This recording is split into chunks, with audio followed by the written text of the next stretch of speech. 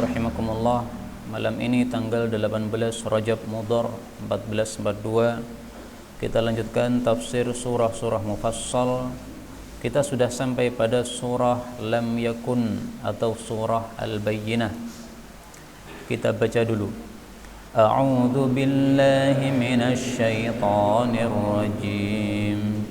Bismillahirrahmanirrahim.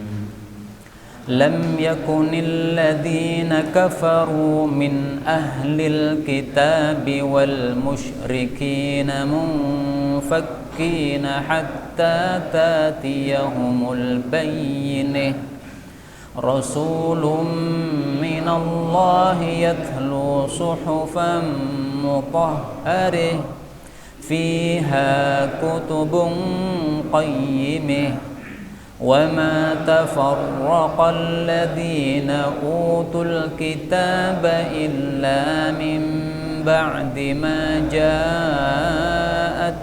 البينة وما أمروا إلا ليعبدوا الله مخلصين له الدين حنفاء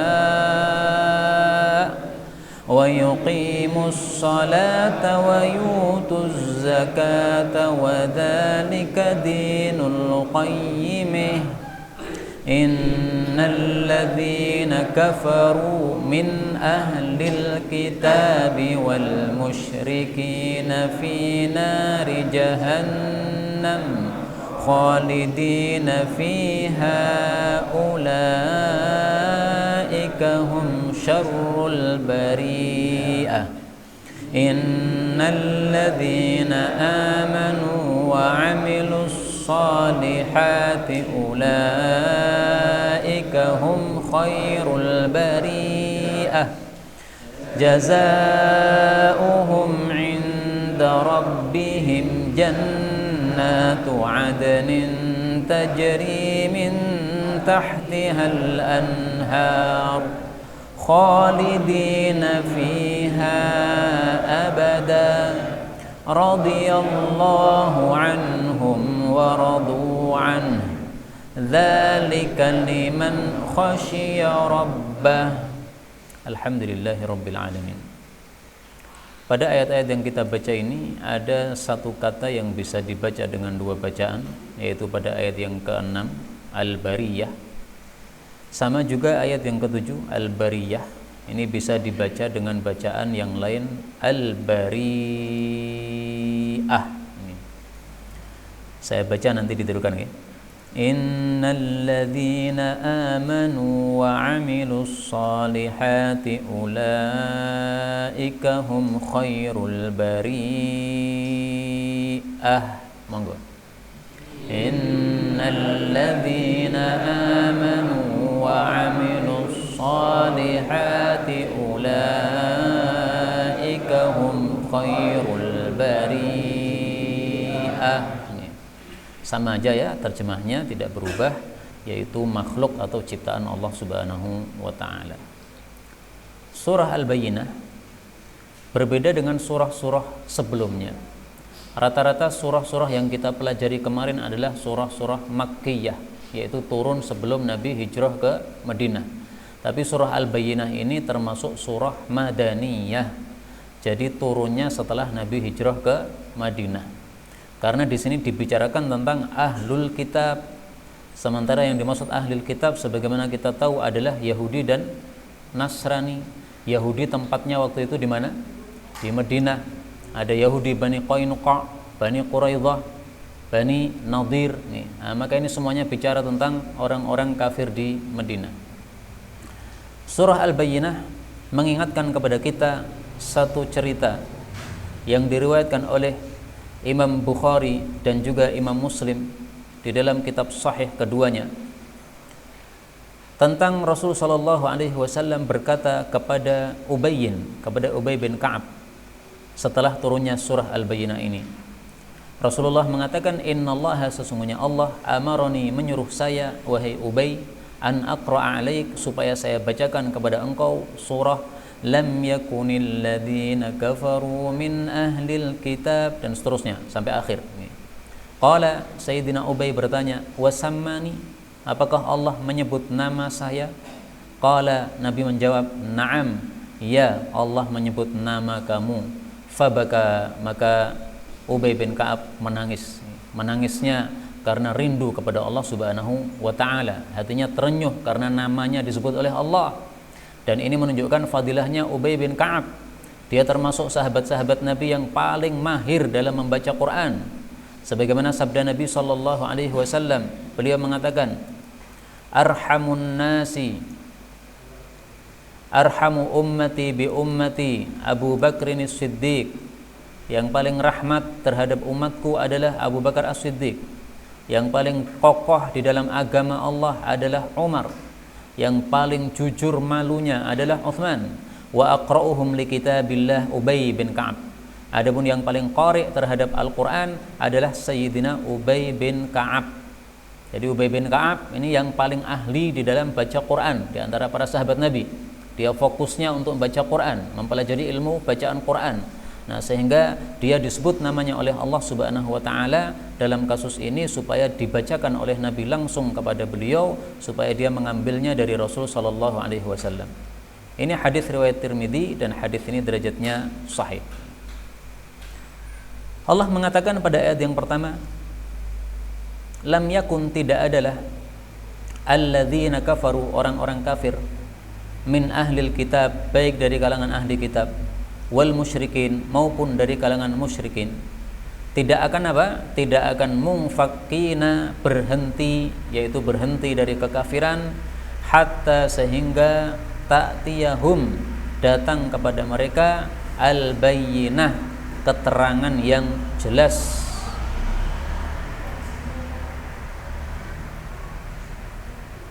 Maksud ayat ini adalah bahwasanya orang-orang kafir mereka tidak akan berhenti dari kekafiran sampai Allah kirimkan Al-Quran kepada mereka.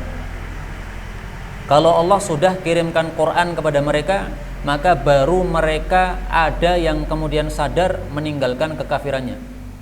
Jadi maksud ayat ini adalah bahwa diturunkannya Quran, diutusnya Rasul sallallahu alaihi wasallam ini adalah kepentingan dari manusia itu sendiri. Karena kalau tidak diturunkan Quran, semuanya sesat sampai hari kiamat. Kalau tidak diutus Nabi Muhammad SAW, semuanya kafir sampai hari kiamat. Maka diutusnya Nabi itu sekedar karena rahmat Allah Subhanahu wa taala. Allah mengatakan, "Wa ma arsalnaka illa rahmatan lil alamin." Allah Subhanahu wa taala mengatakan di dalam Al-Qur'an, "Wa ma arsalnaka," dan tidaklah kami mengutus engkau wahai Nabi, illa rahmah, kecuali sebagai rahmat lil alamin, untuk seluruh alam, supaya orang-orang tidak kafir. Ini surah Al-Anbiya ayat 107. Kemudian kita ambil beberapa faedah dari ayat ini. Dalam ayat ini Allah menyebut bahwasanya orang kafir itu ada dua macam. Yang pertama adalah ahlul kitab, yang kedua adalah musyrikin. Apa bedanya antara ahlu kitab dengan musyrikin? Sama-sama kafir. Bedanya kalau ahlul kitab ini punya kitab suci yang turun dari langit. Maka ahlu kitab itu kalau disebutkan secara mutlak itu maksudnya dua kelompok, Yahudi sama Nasrani. Yahudi kitabnya adalah Taurat, Nasrani kitabnya adalah Injil. Nah, maka disebut ahli kitab. Jadi bedanya sedikit saja. Ahli kitab punya kitab, musyrik tidak punya kitab. Musyrik itu zaman dulu penyembah dua macam. Ada yang menyembah berhala, ada yang menyembah api. Majusi menyembah api. Nah, yang lain-lainnya menyembah berhala. Nah, maka dua-duanya sama namanya adalah musyrik. Itu mereka tidak punya kitab. Mereka bukan ahli kitab. Para ulama mengatakan di sini disebutkan ahli kitab terlebih dahulu, baru kemudian musyrik, menunjukkan bahwa ahli kitab lebih utama daripada musyrik yang tidak ahli kitab. Meskipun sama-sama sesatnya, sama-sama kafirnya, tetapi bedanya ahli kitab ini masih punya ilmu. Hanya saja ilmunya mereka ubah-ubah, kitab sucinya mereka ubah-ubah. Tapi mereka masih punya kelebihan, yaitu punya ilmu. Maka dari sini kita ambil pelajaran juga fadilah ilmu. Orang kafir punya ilmu, masih dimuliakan oleh Allah Subhanahu wa taala. Disebutkan pertama kali di sini. Bahkan ahli kitab itu punya hukum khusus yang tidak diberikan kepada orang-orang musyrik. Dalam dua hal. Pertama, sembelihannya orang ahli kitab halal nggak dimakan? Halal. Menikahi wanita kafir tapi ahli kitab, boleh atau tidak? Boleh. Tapi untuk musyrik nggak boleh. Musyrik menyembelih kambing, haram. Hukumnya kita makan kambing tadi haram. Itu dianggap bangkai. Orang musyrik kafir perempuan, boleh kita nikahi? Tidak boleh. Meskipun akhlaknya baik. Nah, di sini bedanya sedikit. Sama-sama kafir tapi satunya punya ilmu, satunya tidak punya ilmu. Satunya punya kitab, satunya tidak punya kitab, maka dibedakan oleh Allah Subhanahu wa taala. Ini menunjukkan fadilah ilmu. Orang kafir saja masih dibedakan oleh Allah kalau dia punya ilmu. Bahkan anjing pun dimuliakan oleh Allah. Yas'alunaka madza uhilla lahum. Mereka bertanya kepada engkau apa yang dihalalkan untuk mereka. Qul uhilla lakumut thayyibat. Katakanlah dihalalkan kepada mereka barang-barang yang baik. Wa ma 'allamtum minal jawarihi mukallibina tu'allimunahunna mimma 'allamakumullah. Demikian juga buruan dari anjing-anjing pemburu yang sudah kalian ajari. Fakulu mimma amsakna 'alaikum. Maka makanlah hewan buruan yang diburu oleh anjing-anjing yang sudah kalian ajari tadi. Anjing pemburu dilatih untuk memburu buruan. Nah, berarti anjing ini punya ilmu berburu, dimuliakan oleh Allah. Kalau dia memburu sesuatu, maka hasil buruannya halal untuk kita, meskipun sudah mati yang hasil buruannya tadi. Kalau anjing biasa yang bukan anjing pemburu, bukan anjing yang sudah dilatih, maka tidak halal hasil buruannya. Nah, ini masalah ilmu sangat penting sekali, menunjukkan fadilah yang sangat besar bagi siapapun yang punya ilmu. Faedah kedua, dalam ayat ini Allah menyebutkan al-bayyinah. Apa yang dimaksud al-bayyinah? Al-bayyinah adalah salah satu nama dari nama-nama Al-Quran. Jadi Al-Quran namanya banyak. Al-bayyinah, Al-Quran, Az-zikr, Al-Quran, Az-zikrul hakim, Al-Quran, Al-kitabul mubin, Al-Quran, banyak sekali. Ar-Ruh, Al-Quran. Dari mana taunya bahwasanya Al-Bayyinah adalah Al-Quran? Dari ayat setelahnya Allah Subhanahu wa taala menjelaskan Al-Bayyinah adalah rasulun, seorang rasul yang mulia, yang agung, minallahi, dari Allah Subhanahu wa taala, yatlu, yang membacakan, suhufan, lembaran-lembaran, mutahharah, yang disucikan. Maksudnya adalah Al-Quran Al-Karim. Rasulun, seorang rasul yang agung. Kenapa saya artikan agung? Di sini tidak ada kata-kata azim. Azim artinya agung. Nah, sering saya sampaikan bahwa ini ada tanwin di akhirnya, rasulun. Ini tanwin menunjukkan bahwa isimnya ini isim nakirah. Qaidahnya mengatakan at-tankir lit-ta'zim. Penggunaan isim nakirah menunjukkan mengagungkan. Maka rasulun, rasul yang agung, yaitu Nabi Muhammad sallallahu alaihi wasallam. Dan memang Rasul Muhammad sallallahu alaihi wasallam ini rasul yang paling agung. Buktinya, Allah tidak pernah memanggil Nabi Muhammad dalam Al-Qur'an dengan menjangkar, langsung disebut namanya, enggak pernah. Beliau dipanggil ya ayyuhar rasul, ya ayyuhan nabi. Sementara Nabi Adam sampai Nabi Isa semuanya dipanggil langsung namanya. Ya Musa, ya Adam. Dalam Al-Quran nggak ada ya Muhammad, nggak ada. Allah nggak pernah begitu. Ya ayyuhar rasul balligh ma unzila ilaik. Ya ayyuhar rasul, wahai rasul Muhammad sallallahu alaihi wasallam, balligh, sampaikanlah, ma unzila ilaika min rabbik, apa yang telah diturunkan kepada engkau dari Rabbmu. Nah, di sini dipanggil ya ayyuhar rasul, dimuliakan oleh Allah, tidak dijangkari namanya, tapi dipanggil jabatannya sebagai rasul atau sebagai nabi sallallahu alaihi wasallam. Beliau itu tugasnya adalah yatlu, membacakan suhufan mutahharah, lembaran-lembaran yang disucikan. Menurut Ibnu Katsir, maksud ini adalah bahwasanya Nabi Muhammad sallallahu alaihi wasallam membacakan Al-Qur'an, yang Quran itu sumbernya dari Lauhul Mahfuz, yang merupakan lembaran-lembaran yang disucikan oleh Allah. Jadi suhufan mutahharah ini adalah apa? Al-Lauhul Mahfuz. Sebagaimana disebutkan oleh Allah di dalam ayat yang lain. Allah mengatakan apa? Fi suhufin mutahharah marfu'atin fi suhufin mutahharah. Surat Abasa ini. fi suhufin mukarramah marfu'atin mutahharah bi aidi safarah kiramin bararah. Nah, ini yang dimaksud apa? Yang dimaksud adalah al-lauhul mahfuz. Di dalam lembaran-lembaran yang dimuliakan, mukarramah marfu'atin, yang ditinggikan, berarti di atas langit, bukan di bumi. Mutahharah, yang disucikan dari segala kekurangan, dari aib, dari syirik, dari kekufuran. Demikian juga dari kesalahan, tidak ada kesalahan di dalamnya karena Allah Subhanahu wa taala yang membuatnya.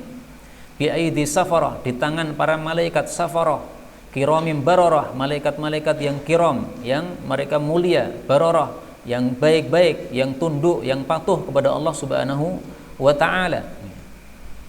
Nah, maka ini tafsir Quran dengan Al-Quran. Suhufan mutahharah yang dimaksud di sini adalah suhufim mukarramah yang disebutkan pada surah Abasa ayat 13 dan seterusnya. Kemudian Allah Subhanahu wa taala mengatakan fiha, di dalamnya, di dalam suhufim mutahharah tadi ada kutubun, kitab-kitab qayyimatun, yang lurus. Maksudnya adalah kitab-kitab yang diturunkan kepada para nabi. Jadi sumber seluruh kitab yang diturunkan kepada Nabi, sumbernya dari mana? Al-Lauhul Mahfuz. Al-Quran diambil dari Al-Lauhul Mahfuz, diturunkan, diberikan kepada Nabi Muhammad SAW. Taurat diambil dari Al-Lauhul Mahfuz, diberikan kepada Nabi Musa AS. Injil diambil dari Al-Lauhul Mahfuz, diberikan kepada Nabi Isa AS. Zabur diambil dari Al-Lauhul Mahfuz, diberikan kepada Nabi Daud AS. Makanya di sini Allah mengatakan fiha kutubun, di dalam Lauhul Mahfuz tadi suhufim mutahharah tidak hanya Quran di dalamnya, tapi juga kitab-kitab yang lain yang semuanya itu adalah qayyimah, lurus. Lurus maksudnya tidak ada kesalahan. Coba dicari kesalahan dalam Quran dari surat Al-Fatihah sampai An-Nas, nggak bakal ketemu. Kalaupun kita menganggap salah, itu karena ilmu kita yang tidak sampai. Pernah saya membaca satu ayat yang saya tidak paham, ini kenapa harokatnya kok begini.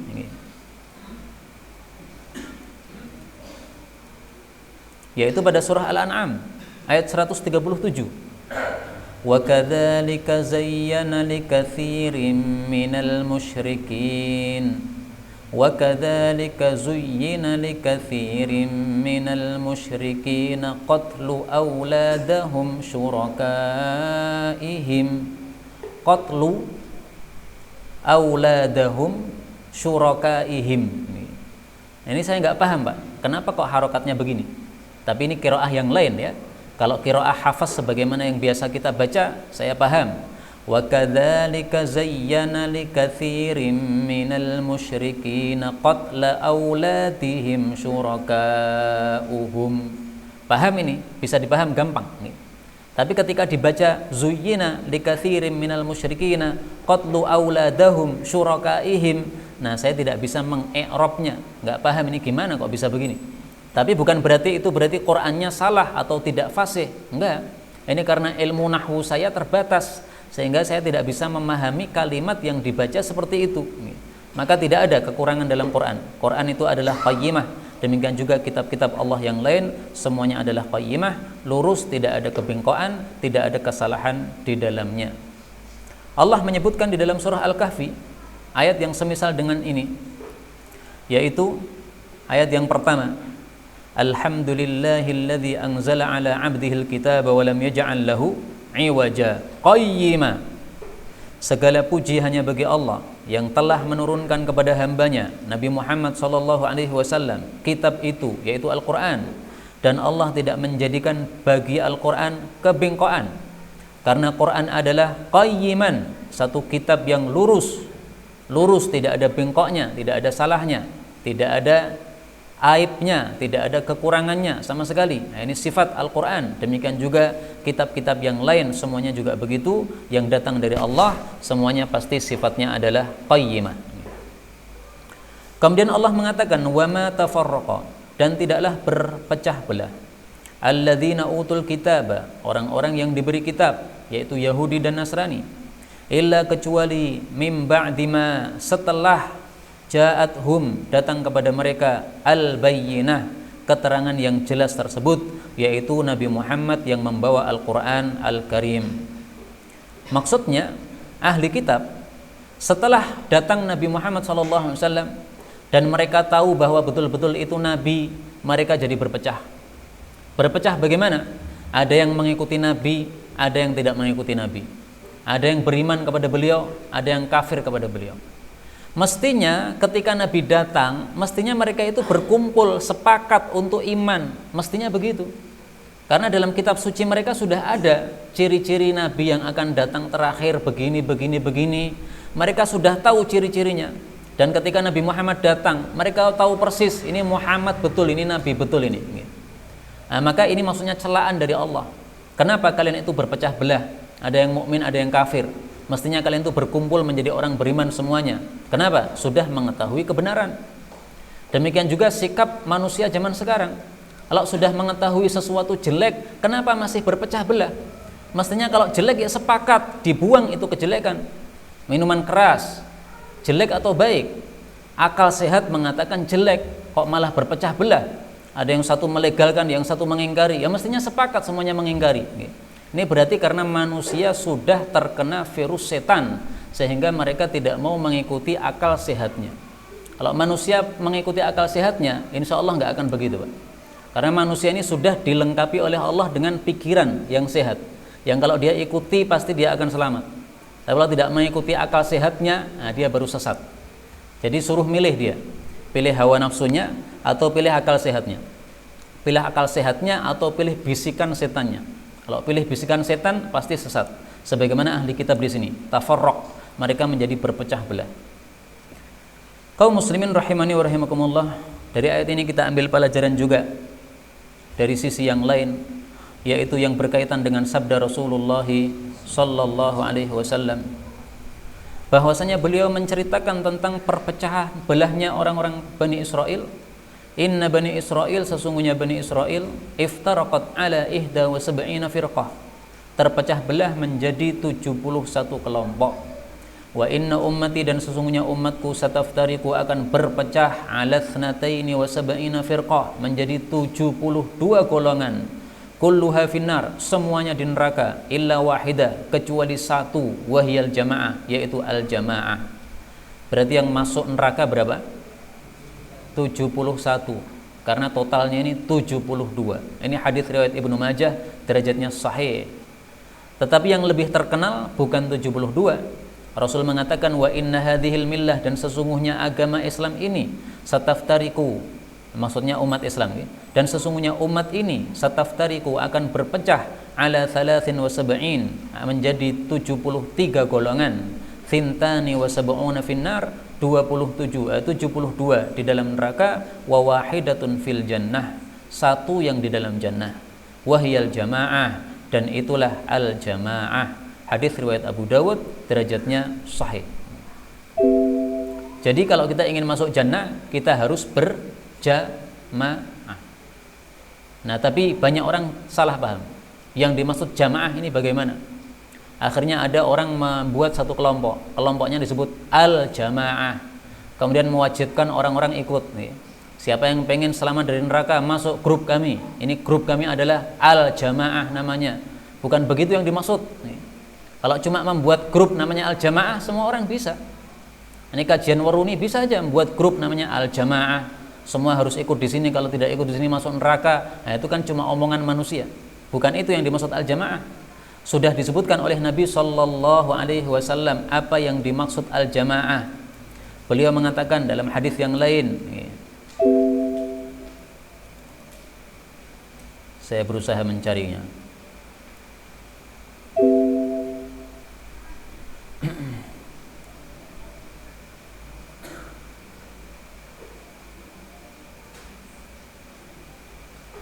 Nah ini, wa taftariqu ummati ala 73 millah, umatku akan berpecah menjadi 73 kelompok. Kulluhum finnari illa millah wahidah, semuanya di neraka kecuali satu yang tidak di neraka, yaitu ma ana alaihi wa ashabi, apa yang saya berada di atasnya dan sahabat-sahabat saya. Hadis riwayat Tirmidzi, derajatnya hasan. Berarti al-jamaah itu definisinya adalah ma ana alaihi wa ashabi, sesuatu yang dilazimi oleh Nabi dan sahabat-sahabat beliau. Dengan kata lain, beragama kita harus seperti beragamanya Rasul Shallallahu Alaihi Wasallam dan para sahabatnya. Ringkasnya, 3 hal harus sama dengan mereka. Akidahnya harus sama, kemudian sumber hukumnya harus sama, kemudian manhajnya juga harus sama. Akidahnya harus sama, jangan buat akidah baru. Sumber hukumnya harus sama, Quran sama hadis. Manhajnya, maksudnya memahami Quran hadisnya juga harus sama. Jangan memahami Quran hadis mau gue. Ya, pahami Quran hadis sesuai pemahaman Nabi dan para sahabat. Itu baru disebut al-jamaah. Maka tidak ada gunanya kita membuat kelompok namanya al-jamaah tetapi tidak mau pakai sunnah misalnya, maunya pakai Quran saja. Itu namanya bukan al-jamaah, itu namanya ingkarus sunnah, mengingkari sunnah Nabi SAW. Tidak ada gunanya kita membuat grup namanya al-jamaah tetapi pakai Quran sunnah tapi ditafsiri sendiri. Tidak mau tafsiran ulama-ulama salaf. Tafsiran sahabat dibuang, tafsiran tabi'in dibuang, tafsiran tabi'ut tabi'in dibuang, pilih tafsir sendiri, membaca sendiri kitabnya kemudian dipahami sendiri. Nah, tidak seperti itu. Itu bukan al-jamaah namanya.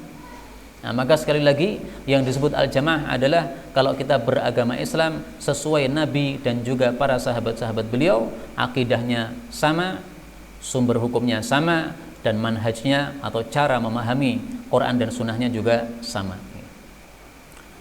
Kemudian Allah Subhanahu wa taala mengatakan, "Wa ma umiru," dan tidaklah mereka diperintah illa kecuali liya'budullah, supaya mereka menyembah Allah, maksudnya mengesahkan Allah Subhanahu wa taala.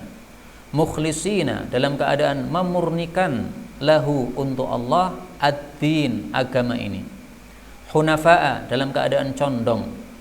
Wa yuqimus salata, dan mereka juga menegakkan salat, diperintahkan untuk menegakkan salat. Wa yu'tuz zakah, diperintah untuk membayarkan zakah.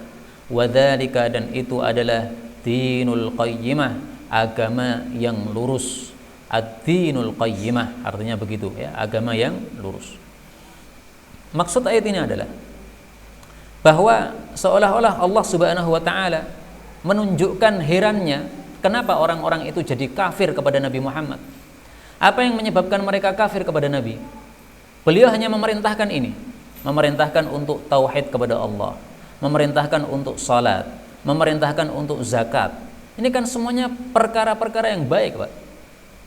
Allah diesahkan, memang kewajibannya begitu. Salat dilakukan karena ini amalan ibadah yang paling mulia. Zakat ditunaikan karena ini untuk saling membantu antar manusia. Ini kan semuanya baik. Kenapa ajaran baik kok tidak diterima? Nah, maka maksud ayat kelima ini adalah seolah-olah Allah merasa ta'jib, merasa heran terhadap mereka. Kenapa kalian terpecah? Ada yang mukmin, ada yang kafir. Mestinya semuanya sepakat jadi iman. Karena perintah yang dibawa oleh Nabi perintah yang baik, tauhid kepada Allah, salat, zakat. Nah, maka alhamdulillah kita kaum muslimin ini termasuk orang-orang yang diberi taufik oleh Allah, mau mentauhidkan Allah, mau melakukan salat, mau membayarkan zakat. Ini kita sudah berada dalam dinul qayyimah, agama yang lurus. Bersyukur kepada Allah Subhanahu wa taala.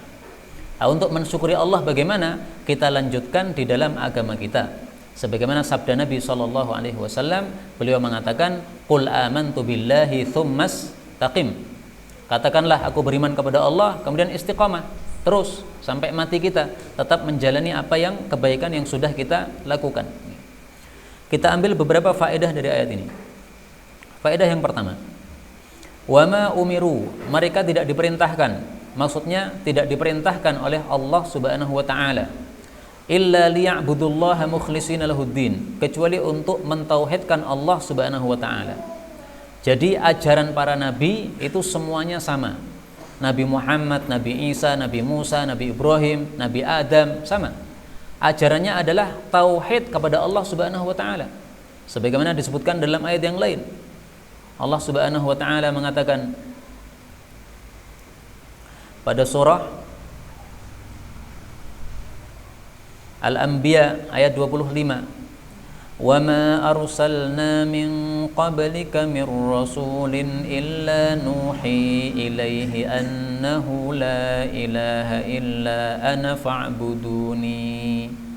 dan tidaklah kami mengutus sebelum engkau rasul kecuali kami wahyukan kepada dia bahwasanya tidak ada Tuhan yang berhak disembah selain saya, maka mengibadahlah kepada saya. Maksudnya tauhidlah kepada saya. Mir rasul, semua rasul. Jadi rasul dari sejak Nabi Nuh alaihissalatu wassalam sampai Nabi Adam alaihissalatu wassalam ajarannya sama. La ilaha illa ana fa'budun. Artinya ayat ini seolah-olah mengatakan kepada orang-orang ahli kitab, kenapa kalian tidak beriman kepada Nabi Muhammad padahal ajarannya sama dengan nabimu dulu, Nabi Musa. Nabi Musa ajarannya juga begini nih. Ibadah kepada Allah, salat, zakat, sama. Ini menegur kepada orang-orang yang menganut Injil. Kenapa kalian tidak percaya kepada Al-Quran? Padahal isinya sama, ibadah, salat, zakat, sama. Tidak ada perbedaan. Dalam ayat yang lain Allah Subhanahu wa taala mengatakan,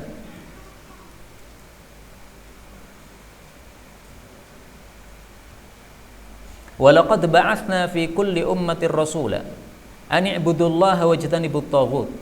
Dan sungguh-sungguh kami telah mengutus pada setiap umat seorang rasul.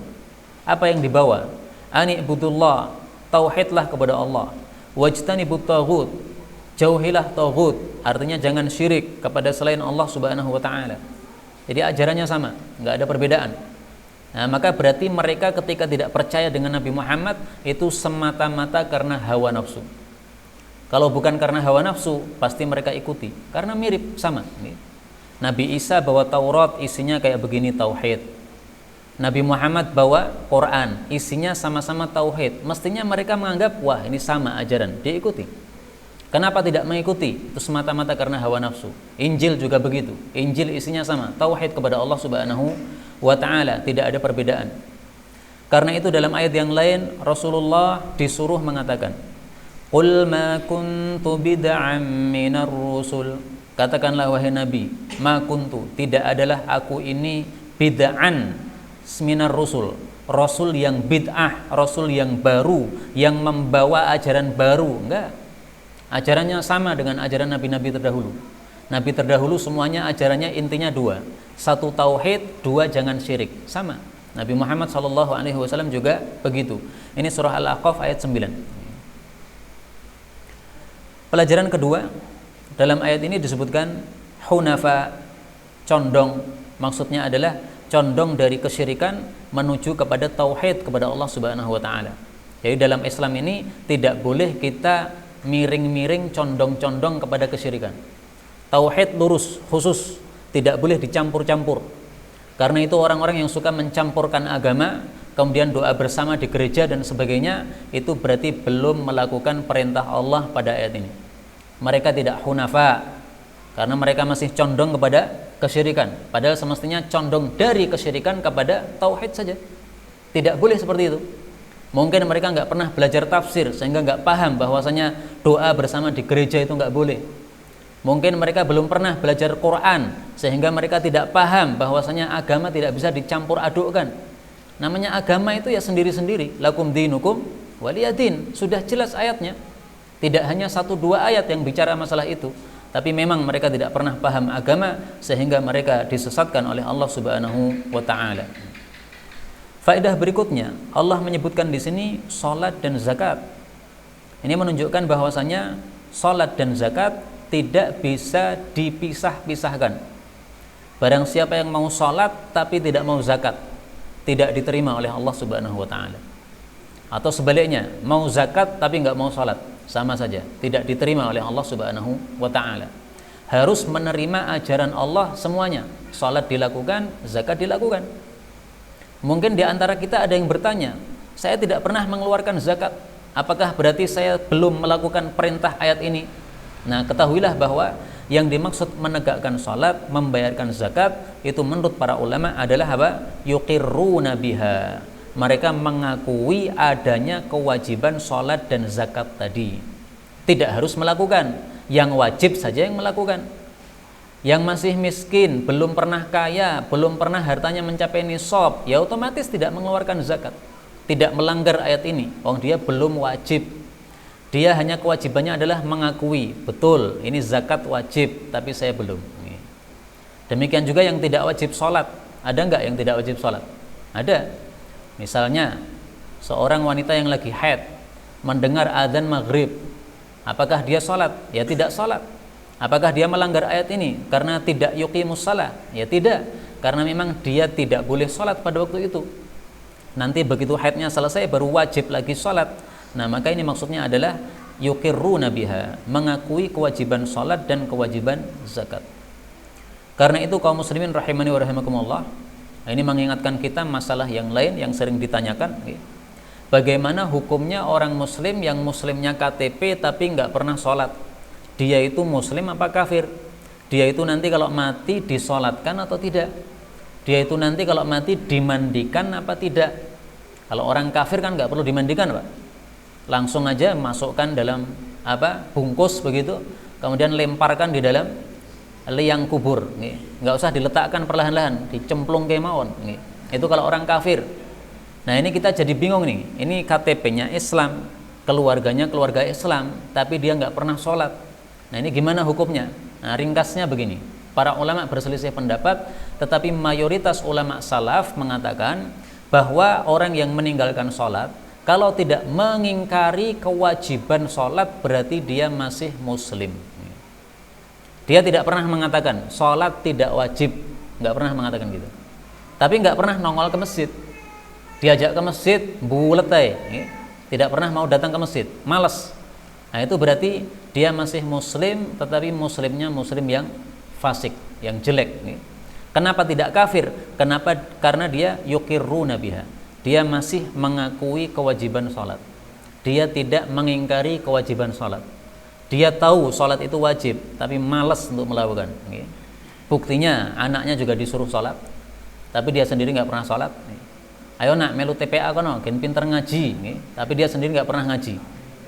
Ayo sholat jamaah yang masjid, kan pahalanya akeh, tapi nggak pernah ke masjid. Jadi pengen anaknya baik, tapi dirinya sendiri malas, belum dapat hidayah dari Allah Subhanahu Wa Taala.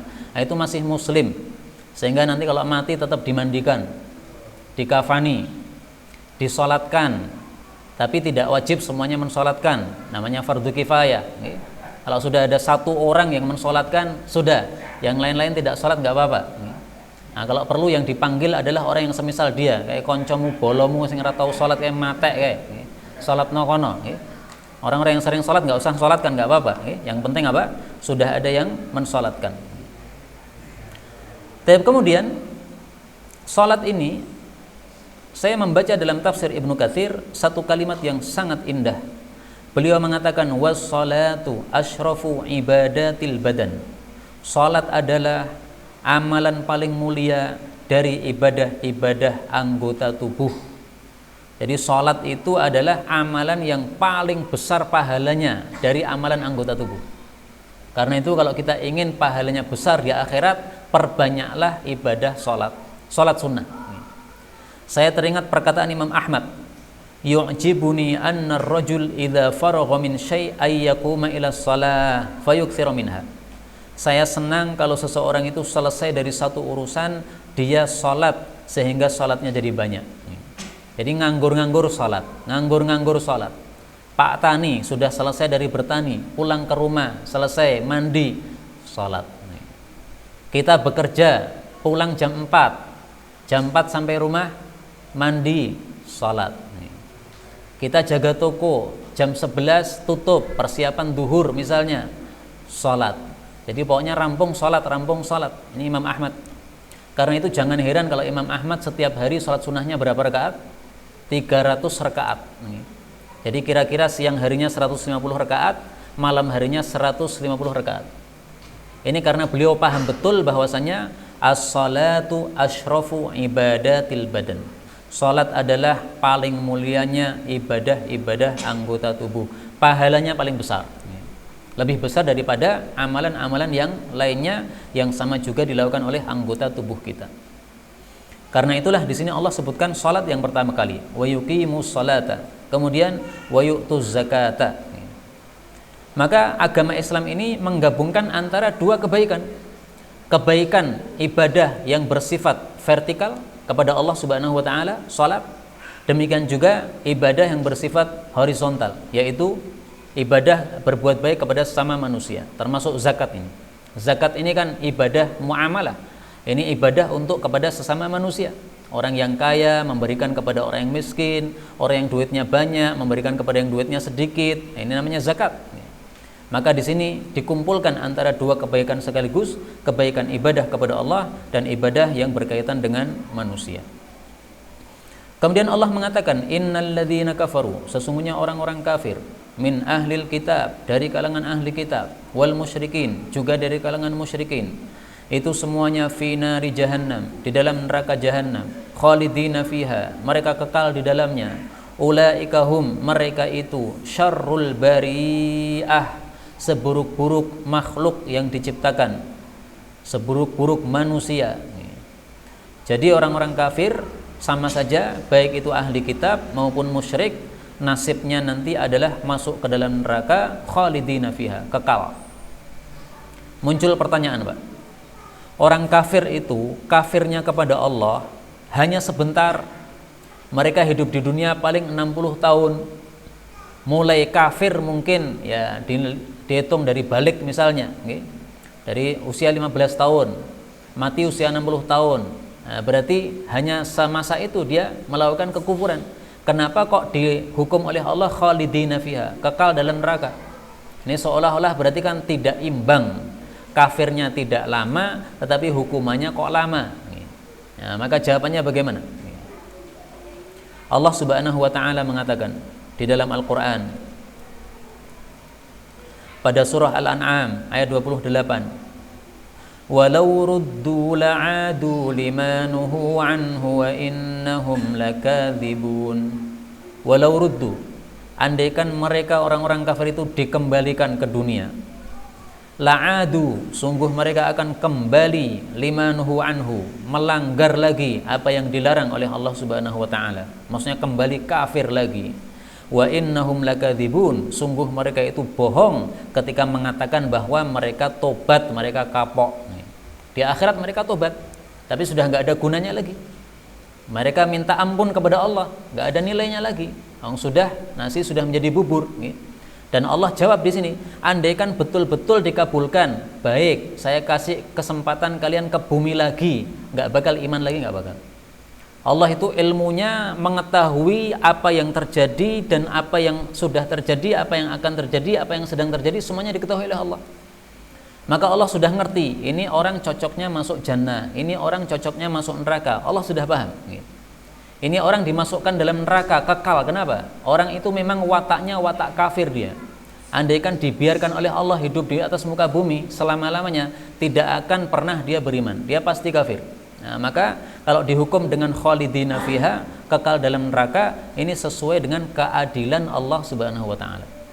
Karena itu sering dikatakan oleh para ulama, Allah itu kalau menyiksa hambanya itu berdasarkan keadilannya. Allah kalau memberikan nikmat kepada hambanya, merahmati hambanya, itu karena karunia-Nya. Udah selesai. Jadi tidak boleh kita komentar kenapa Allah kok mengekalkan orang kafir dalam neraka. Itu sudah sesuai keadilan Allah. Dan seandainya orang kafir itu dibalikkan lagi ke dunia, sama juga mereka akan kafir lagi, tidak akan bisa memperbaiki diri.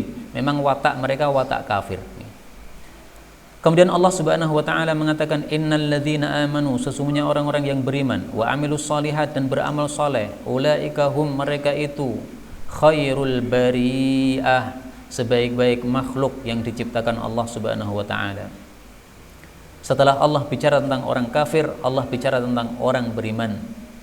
Tapi ketahuilah bahwasanya iman saja tidak cukup. Iman harus disertai dengan wa amilus shalihat, amal soleh. Ini dua kata yang tidak pernah dipisah oleh Allah. Iman selalu ada apa? Amal soleh. Berarti nggak bisa dipisahkan.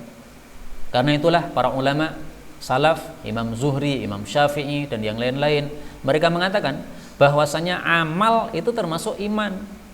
Kalau ada seseorang maunya iman tok dalam hati tapi nggak pernah mau ngamal, itu berarti iman yang tidak diterima oleh Allah Subhanahu wa taala. Amal itu sendiri termasuk apa?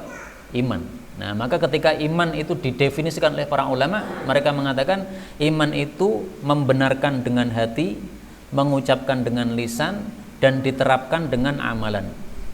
Hatinya membenarkan Allah esa, Tidak cukup begitu, harus diucapkan asyhadu an la ilaha illallah, asyhadu anna Muhammadan Rasulullah.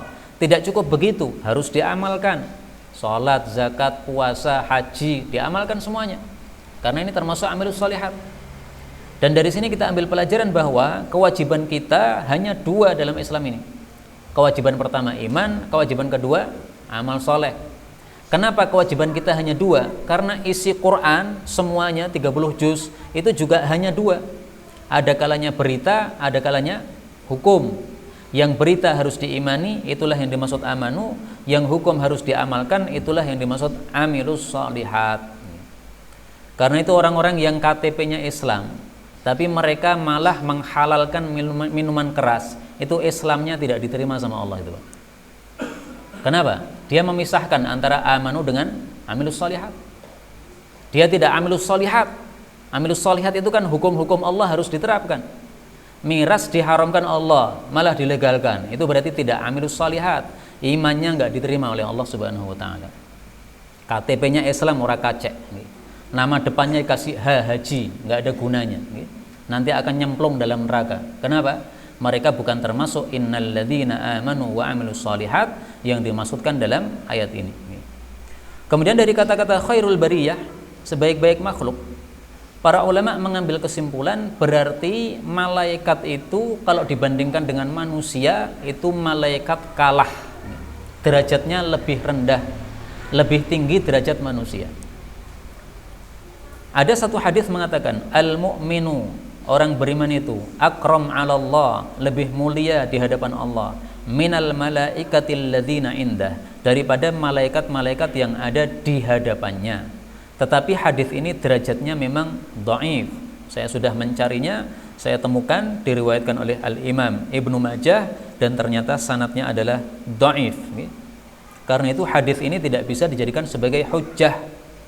Maka ringkasnya, siapakah yang lebih mulia, malaikat atau manusia yang beriman? Diperselisihkan oleh para ulama. Yang mengatakan malaikat lebih mulia karena malaikat tidak pernah maksiat.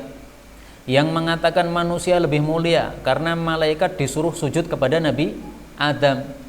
Yang disuruh sujud berarti apa? Derajatnya lebih rendah. Karena sujudnya itu sujud penghormatan. Berarti yang disujudi lebih mulia. Tapi menurut saya masalah seperti ini tidak begitu penting. Mau malaikat lebih utama, mau manusia lebih utama, wes nggak penting untuk kita.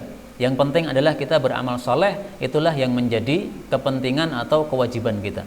Kalau kita tidak mau beramal soleh, maka tidak ada gunanya juga kita membahas perdebatan seperti ini. Ya, masing-masing punya hujjah.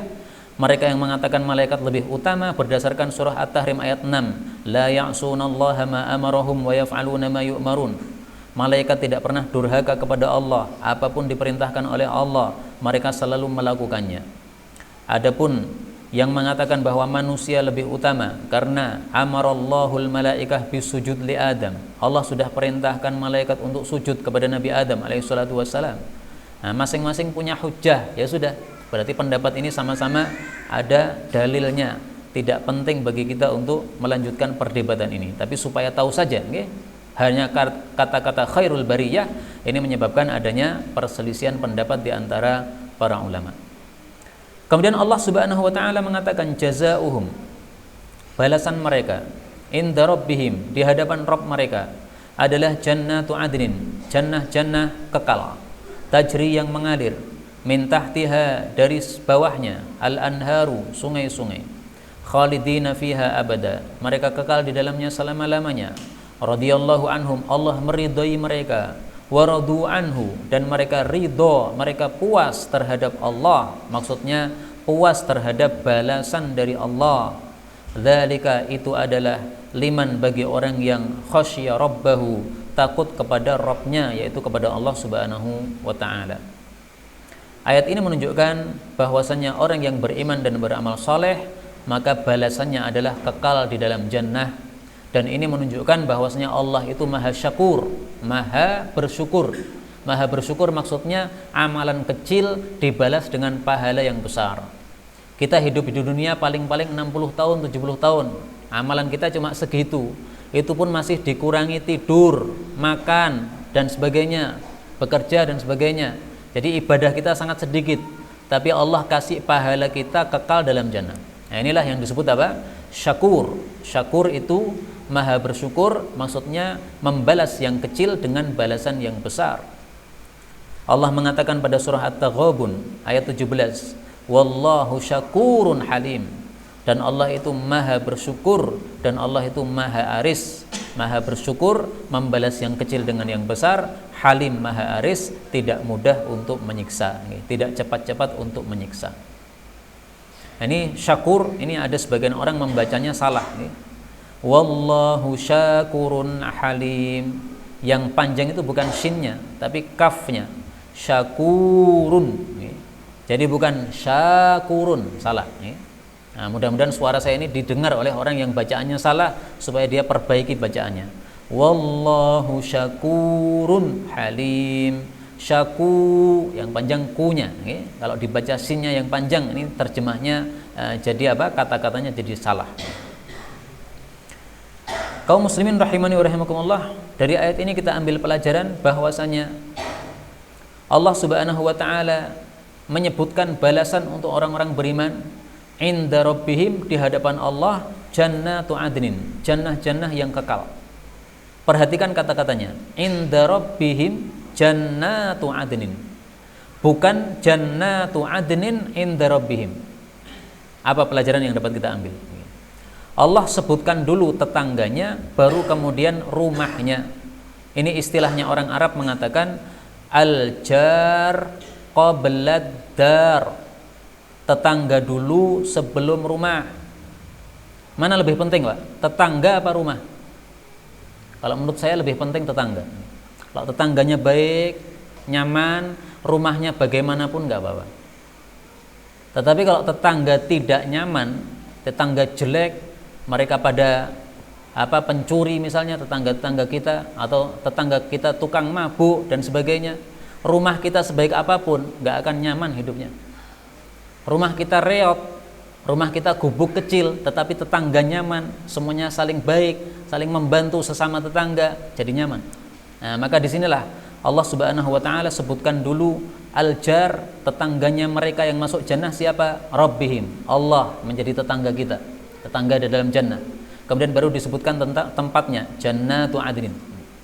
Demikian juga doa yang disebutkan oleh istrinya Fir'aun, Rabbi benili indaka baitan fil jannah, wahai Rabbku, bangunlah untukku indaka, di hadapanmu. Disebutkan dulu tetangganya, yaitu Allah Subhanahu wa taala. Baru tempatnya, baitan fil jannah, satu rumah di dalam jannah. Nah, maka teori kita untuk mencari rumah itu hendaklah melihat dulu tetangga sekitar. Kita kalau belum punya rumah, mau kontrak rumah, nah sebelum kontrak rumah, lihat dulu siapa tetangga-tetangga kita. Pernah saya tanya kepada teman saya, Ustadz Ilyas namanya, katanya mau pindah, kok nggak jadi pindah? Nah, kemudian dia mengatakan al-jar qablad dar, tetangga sebelum rumah. Jadi ada kontrakan murah sebenarnya, Pak. Rumahnya besar, bayarnya murah. Tapi ternyata dia nggak jadi kontrak di situ. Kenapa? Karena tetangga-tangganya, kata dia, orang-orang yang nggak pernah sholat, masih banyak yang mabuk-mabukan di sana, masih banyak yang suka judi di sana. Nah, daripada dia tidak nyaman di situ, maka dia sebaiknya tidak berada di situ. Ini ada hadisnya, al-jar qablad dar. Tetapi hadisnya dhaif memang. Iltamisu, carilah al-jar, tetangga, qablad dar, sebelum tetangga, sebelum rumah. Al-jaru qablad dari, tetangga itu sebelum rumah. Warrafiqu qablad tariqi, teman itu sebelum berjalan. Jadi sebelum kita melakukan perjalanan, cari teman dulu. Wazadu qablad rahil, dan bekal itu sebelum mulai berangkat. Hadis riwayat Al-Khatib, derajatnya dhaif. Meskipun derajatnya dhaif, tapi sesuai dengan fakta, memang kita lebih penting untuk memperhatikan siapa tetangga sebelum kita memilih rumah yang akan kita huni. Kemudian faedah berikutnya, di sini Allah Subhanahu wa taala mengatakan radhiyallahu anhum, Allah meridhai mereka. Disebutkan setelah khalidina fiha abada, mereka kekal di dalam jannah selama-lamanya. Kekal itu sudah kenikmatan, ditambah lagi ridha Allah. Ini menunjukkan bahwa ridha Allah ini lebih besar daripada kekekalan mereka dalam surga. Jadi tidak ada kenikmatan yang lebih besar daripada ridha Allah Subhanahu wa taala. Sebagaimana dalam hadis yang sahih disebutkan bahwasanya Allah Subhanahu wa taala, "Idza dakhala ahlul jannatil jannah," kalau ahli jannah sudah masuk ke dalam jannah, yaqulullahu azza wa jalla, Allah bertanya, "Hal tashtahuna syai'an?" Apakah kalian menghendaki sesuatu? Fa azidukum, supaya saya tambah nikmatku padamu. Fayaquluna, maka ahli jannah menjawab, Rabbana, wahai Rabb kami, wa ma fawqa ma a'taitana, apa yang di atas yang engkau sudah berikan kepada kami. Maksudnya ahli jannah ini merasa ini nikmat sudah sempurna, nggak ada lagi yang diinginkan. Kalau sekarang kita di dunia masih ada keinginan, kita punya rumah, kita punya motor, kita punya mobil, kita punya istri, kita punya anak, masih pengen yang lainnya lagi, pengen rumah yang lebih besar, pengen mobil yang lebih nyaman, pengen istri yang lebih banyak, lebih cantik, pengen anak-anak yang lebih cerdas misalnya. Tapi dalam jannah nggak ada keinginan. Fayaqulu, maka Allah menjawab, ridwani akbar, ridhoku lebih besar daripada kenikmatan yang kalian dapatkan. Hadis riwayat Hakim, derajatnya sahih. Rasul sallallahu alaihi wasallam juga mengatakan bahwasanya yaqulullah, Allah berkata nanti di akhirat, ala u'tikum, maukah saya berikan kepada kalian afdala min dzalik, sesuatu yang lebih afdal daripada surga? Fayaquluna, mereka menjawab, ya Rabb, wa ayyu syai'in afdalu min dzalik, wahai Rabb, apakah yang lebih utama daripada surga ini? Fayaqulu, Allah menjawab, uhillu alaikum ridwani, saya halalkan kepada kalian mendapatkan ridhoku. Fala askhatu alaikum ba'dahu abada, maka saya tidak akan murka kepada kalian setelah ini selama-lamanya. Hadis muttafaqun alaih. Mudah-mudahan kita semuanya termasuk orang-orang yang radhiyallahu anhum wa radu anhu, mendapatkan ridha Allah dan juga puas dengan pahala yang diberikan oleh Allah Subhanahu wa taala. Dan itu tentu saja khusus bagi orang-orang yang khasyya rabbah, takut kepada Allah, sehingga kita minta kepada Allah di akhir majelis ini supaya kita diberi rasa takut kepada Allah sehingga kita selamat dari neraka dan masuk ke dalam jannah tanpa hisab, tanpa azab. Amin ya rabbal alamin. Allahumma salli wa sallim wa barik ala Muhammad wa ala ali Muhammad. Allahumma inna nas'aluka min khasyatika ma tahulu bainana wa baina ma'siyatik. Allahumma inna nas'aluka min khasyatika ma tahulu bainana wa baina ma'siyatik. Allahumma inna nas'aluka min khasyatika ma tahulu bainana wa baina ma'siyatik, wa min ta'atika ma tuballighuna bihi jannatak, wa min al-yaqini ma tuhawwinu bihi alaina masa'ibad dunya. Allahumma matti'na bi asma'ina wa absarina wa quwwatina ma ahyaytana waj'alhu al-waritha minna waj'al tha'rana 'ala man zalamana wansurna 'ala man 'adana wa la taj'al musibatana fi dinina wa la taj'alid dunya akbar hammina wa la mablagha ilmina wa la tusallit 'alaina man la yarhamuna. Wa sallallahu wa sallama wa baraka 'ala an-nabiy Muhammad walhamdulillahi rabbil alamin. Subhanakallahumma rabbana bihamdika asyhadu an la ilaha illa anta astaghfiruka wa atubu ilaik.